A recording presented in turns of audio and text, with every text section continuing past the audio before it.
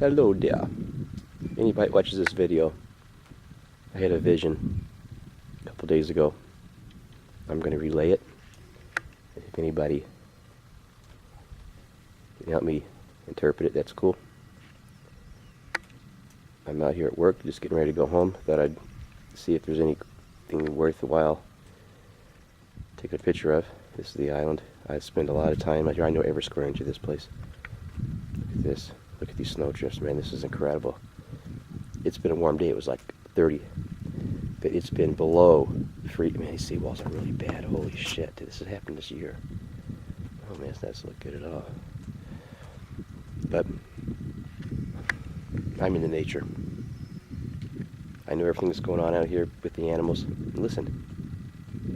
I was going to say let's listen to the quietness, but there's some kind of noise in the background. I have never heard that before. I know that one sounds the airplane, but anyway, we had a little goose out here. The goose had a wounded leg. It couldn't fly away with the other geese. Geese have to do like a running start and a spring, and then they fly, sort of thing. And he had hurt his leg. I think it was from fishing line, but it could have been something else, a hunter or something. And he was a couple years old because he was here his first year. This is where I work at, and saw the homes. That's the other side of the island over there. Very beautiful out here. And the goose, matter of fact, was living right over here in this yard. He couldn't fly away with the other geese. His wound was too severe. He couldn't spring off, so he decided to stay here. He didn't have a choice. This is where he was born, on this little island.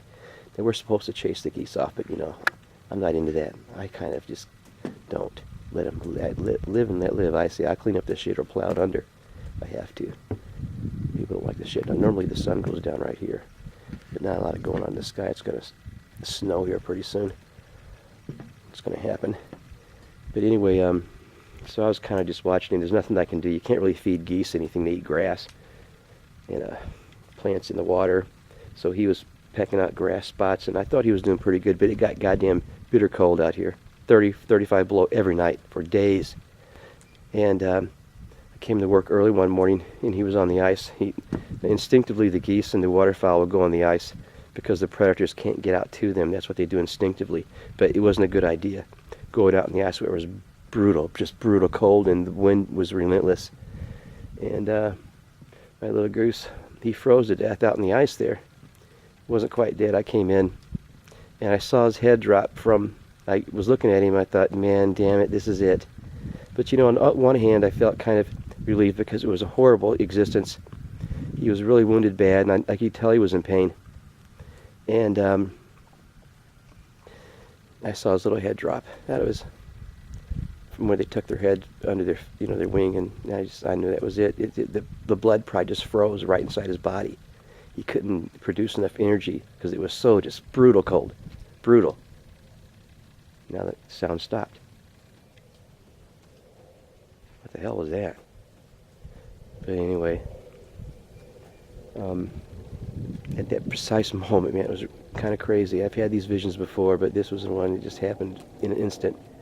I heard a whirlwind, a thunder coming from the sky, and then just the sound of these honking geese just was almost deafening. And it all happened in a matter of 2 seconds. First the flapping of the wings, and then the honking of the geese, and these geese in a giant formation. And I looked in the sky, and they were ahead of me, and I looked up around me, and they were behind me and both sides of me. And then the sky was darkened. It was black.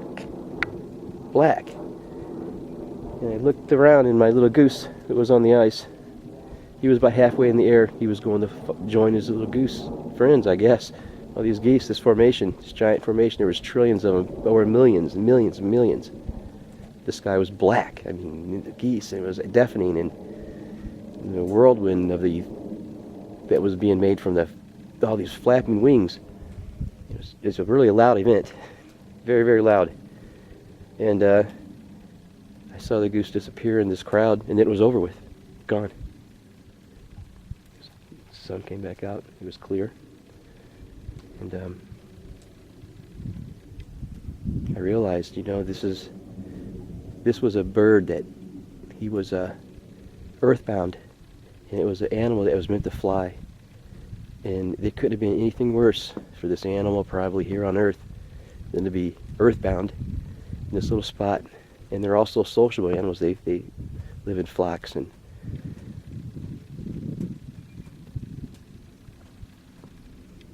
he was alone. But in that instant I understood what it's all about. It's all about, man, it's going to happen to everything and everybody. But the goose was free, and my spirit was lifted because I knew that now he was free and he was no longer earthbound. And this place, this coldness and this loneliness is gone forever for this little friend of mine. And he didn't need the shell they left behind on the ice anymore. He didn't need it. He was free. And you know, I'm kind of sad. I say a little prayer for the little animals.